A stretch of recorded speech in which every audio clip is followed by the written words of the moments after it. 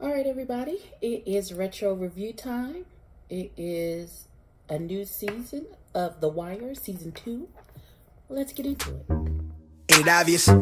I just got the check for depositing. $750 for the sound wave to get it processed. Won't stop till that shit weighing down my pockets. My main thing's to my main thing. She a blossom. When she eats the pain with the brain, she a doctor. She open up, then a thing thicker than the plot gets. Swear that shit is awesome. Sight for the optics. Young nigga on top. Nike's all I'm rocking, so that all they see is checks from where the head to where the socks fit. No logo on the bifocal, flicking no roach tips. Won't even show my face until all the shows book. Need the cash in advance, leave them all social. I'm the guy they chosen. Rise up like the rose and put them on a poster. All the way up in the sky where the stars posted. Sip it on that rosé, I put it down on coasters. Stack francs from the waves till I own the ocean. More praises for the sayings, let it all soak in. They like, hey, that shit is flame, bitch, I know I rode it. Going tight. Hey everybody, welcome back to my channel. This is EBBIE with EBBIE Reviews, and today we're going to be continuing our retro review of The Wire. We're now on season 2, episode 1, and it's called EBBIE. So we start out with McNulty, who is on a boat, and he has been assigned to the harbor police. I assume that's what it's called, the police harbor, the water cops. He's a water cop now. And he's talking with his partner who's on the boat, and they're both talking about how their dad worked at the shipyard until they retired and things of that nature. They get a distress call for a party boat. Apparently they had some trouble. The party boat had trouble with the engine, and so they needed a tow to get back to shore. However, when they get on the boat, he's like, yeah, you're in a shipping lane, so you gotta move. You can't stay here. And so one of the guy, I guess the guy who owned the boat or who was throwing the party and renting the boat, or I'm not exactly sure. They did not make it clear. He pulls McNulty to the side and he says to him, can you just pull us, out of the shipping channel? It would be a shame to end the party so soon. And so they slip McNulty a couple of dollars, and him and his partner tie a hook onto the boat and then pull them out of the way, and then proceeds to let them party for the rest of the night. That's how the episode starts. There is a new iteration of the theme song. It's the same words, it's the same song, it's just a different feeling. Every season has like a different theme, a different feeling. So the theme song changes. The mood of the theme song changes every season. So we then go to Presby, who's talking to his father-in-law, the major, about his next move. And he was really geeked up and excited. He was like, doing real police work is really what I want to do. He's like, you don't understand, working with Freeman and all the things that he taught me, blah, blah, blah, blah, blah. And the major is like, no, you're going to take the sergeant exam, and then you're going to take the lieutenant exam, and then you're going to take this exam until you are a major. And he was like, but that's not what I want to do. He's like, I don't believe I asked you what you wanted to do. I mean, do what I told you. So there's that.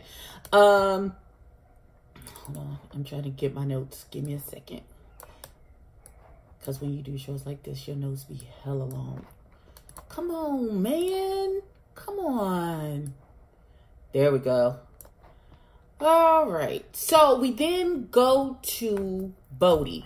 Bodie is going to Philly. I guess they're going to get the money. I mean, they're going to get the dope out of the car. The Baltimore radio station, they're in Philly. So the Baltimore radio station, of course, is cutting out because it doesn't go that far because they're in Philly. And you can tell Bodie has never been anywhere but Baltimore. They don't know any radio stations to go to, And he seems confused that you would have to change the radio station to get another station. All right, so Bodie and the boy pull up to a parking garage. And Bodie goes in. He finds the car that he's looking for. He gets into it. And he tells the boy who's riding in the truck that they follow each other to their next location. What Bodie isn't aware of is that they are being followed. There are two guys in a Jeep behind them that are following their every move. So we'll get back to them because there's more to that story. We meet the boss for the shipyard. His name is Frank Sabatka. He also the leader of the local union for the working on the dock workers, I guess. The local union. I don't know how that works, but he's the head guy. Now his nephew Nicky works, of course, at the shipyard with him, and he comes up and Frank tells I need you to go see the Greek to get the number because he has a shipment coming in. One of the workers comes in and says that he needs to get Ziggy. Ziggy is his son.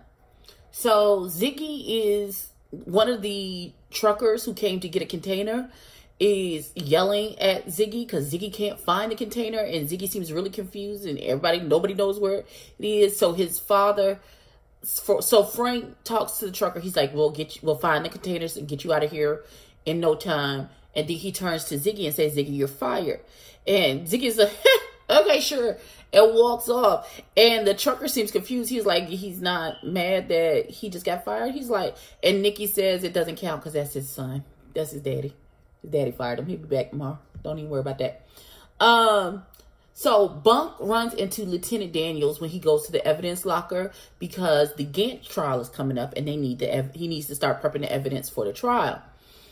And apparently that's where Lieutenant Daniels was sent to after the debacle, after the detail was over. He was sent into the evidence department. That was his punishment. Now, also, he gives the man the paper to go look for the evidence, and the evidence is missing. It's nowhere to be found. Gantt murder information just up in the air, just gone. We don't know where it is. So,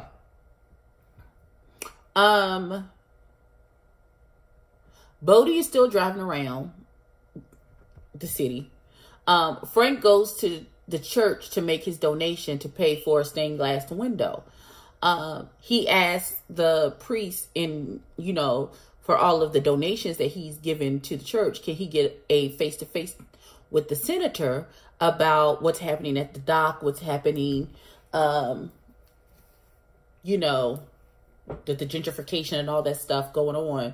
He's asking to talk to the senator. And the priest says he will arrange it and make it happen.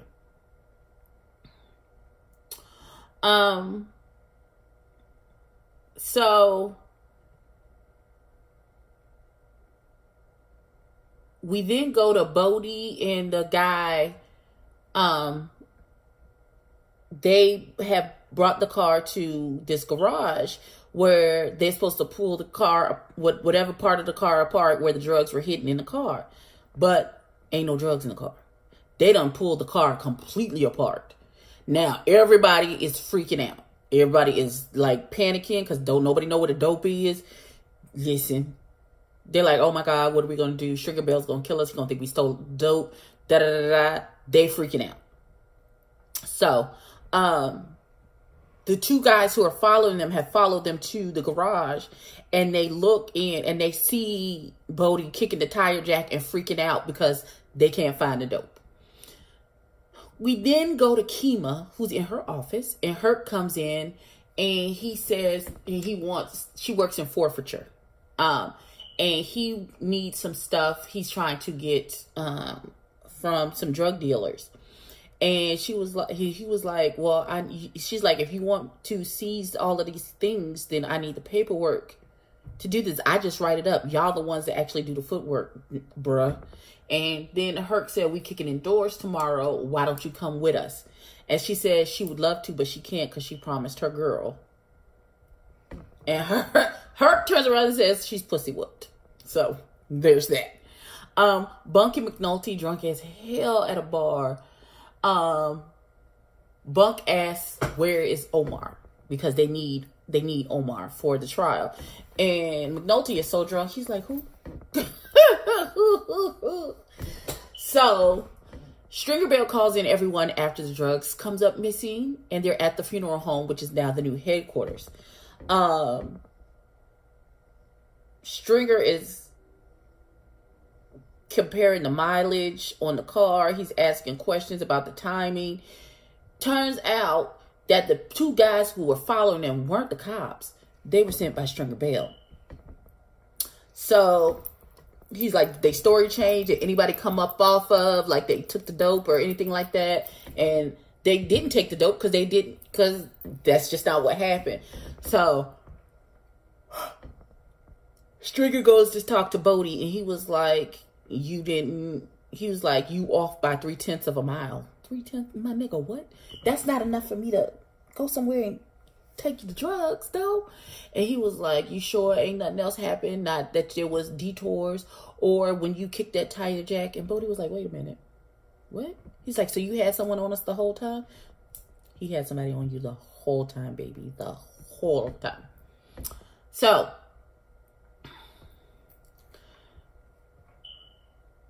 we at a bar, and Ziggy is talking to Nikki about him meeting the Greeks to do some business. Nikki is really like, no, that's not the move. Ziggy is a screw up, and Nikki knows that Ziggy is a screw up, and he's basically his babysitter. So, excuse me, McNulty finds a dead body floating in the water, and they have a conversation about whether or not she jumped or she was pushed. He said, and I guess this is his first body he's found in the water. So he's talking to his partner about, do they bring her in? And he was like, no, she'll fall apart if they pull her into the boat. And it's a whole lot. It's a whole lot. And I'm like, oh, Jesus. So, Presby's father-in-law, the major, donates $2,500 and wants a stained glass window tribute to cops in the same space where Frank Sabaka's stained glass window that he paid for and they just installed in the church has been put in. And so the major, who wants his own way, he's very much trying to get Karen his way through this. I want to speak to your manager. You know, how much did he donate? Because I can meet what he donate. I want our win. He was like, no, we've already... I'm like, we can put your window somewhere else, but this window right here in the nave, construction worker, sorry, got it, gone. Nope, can't help you. So, Stringer visits Avon, and they're looking for Roberto, who they gave their money, who's their connect for their dope, and they've already given him the money. And so they say, well, clearly Roberto has an issue, so we need to find out where our money is or where our dope is, one of the two, where our cocaine is. Or is it heroin? Yeah. So, Ziggy and Niggy, that is, oh my God. Ziggy and Nikki go to meet the Greek. Ziggy, of course, is being offensive. He doesn't know, oh God, he doesn't know how to talk to people. He doesn't know how to carry a conversation. He is a dirtball, and I want to say he's on the spectrum because awkward. It's not even. So they go send him away. They shoe fly him away from the table so the grown men can handle the business. The Greek gives Nikki a piece of paper with a number on it. He tells him it's the same amount of money as usual. You know, who's driving? He's like, who's driving? And he was like, Boris, who is this Russian guy?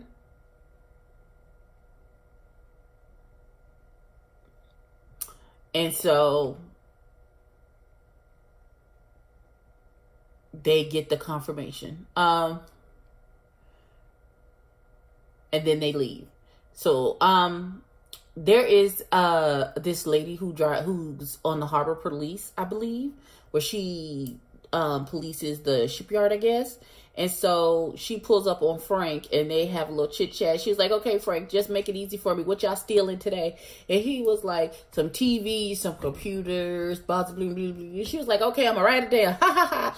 And then she drives off. And one of his workers is like, y'all, you will just allow, because he knows there's dirty business going on. He's like, that's how you gonna chit chat with her? That's what we doing today? That's what we doing today. And he was like, she's fine. Because I think he got a thing for her. So, Nikki shows up with the container information. And then we go to McNulty, who comes into the homicide office. to check on the floater. And it, like, he's like,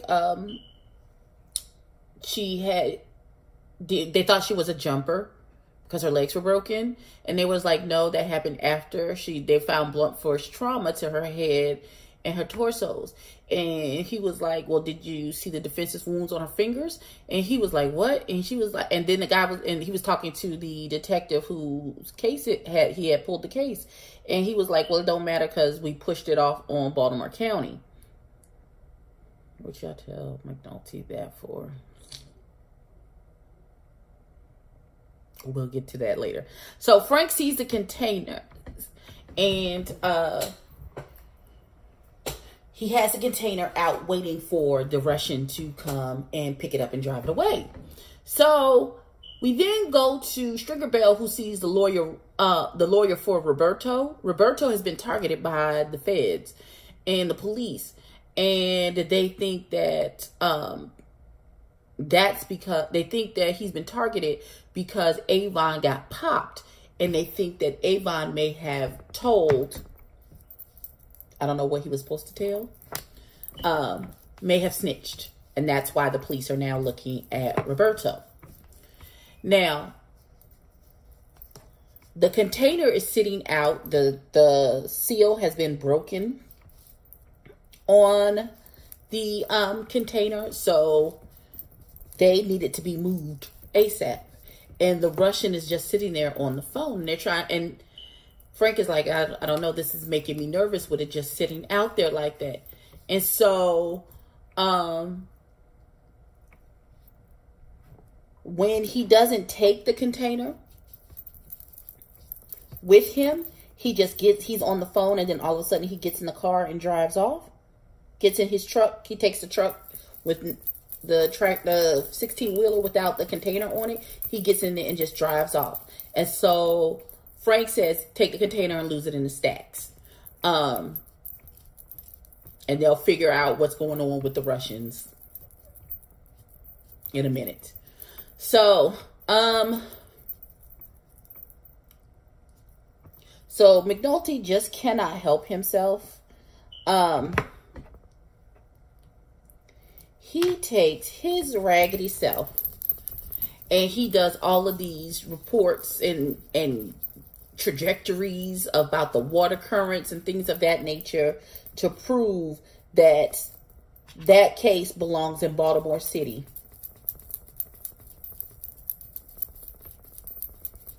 That's weird. In Baltimore City and not in the county. Just to get back at them because they put him in. They put him in the, they put him on the water. So he's getting some get back.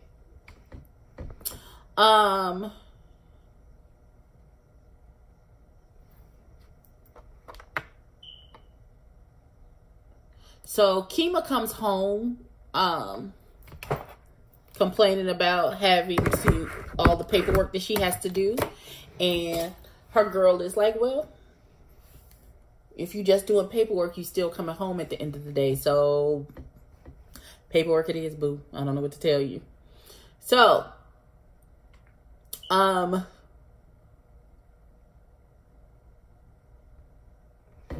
Bodie is in the projects and he is now the boss. Now that D'Angelo is gone, he is pretty much running the projects, and they talk about they're short, and he's like, when they want us to be up, we'll be up. Until then, we run it how we run it. The detective is mad that the county gave the floater back, thanks to McNulty. And that lady harbor cop is driving through the stacks and sees a container with the seal broken. She opens the container and she hops over the opening where the computers are and takes a look around. And the next thing we know, we hear a bunch of sirens and someone comes running into the office and said, Frank, there's a problem. And they go back, and in that container, there's a bunch of dead girls in the back of that container. And there's about a dozen or so. And everybody's like, oh my God. And then that's how the episode ended. So this season is pretty much going to be about it's called the Dead Girls in the Can season. Because that's pretty much That this is the impetus for everything that's going to happen for the rest of the season, is finding those dead girls in that container. It's a good season. This is normally most people's least favorite episode. I mean, not episode, but season. I tend to enjoy this season because it's going to tie in as you watch more. You've been introduced now to the Greeks. All of it is connected. We just don't know it yet. So, please, this is my recap for The Wire Season 2, Episode 1, Ebb Tides and Flows. Ebb Tide. Please like, comment, and subscribe. Tell a friend to tell a friend, and I will catch you in the next one. Peace.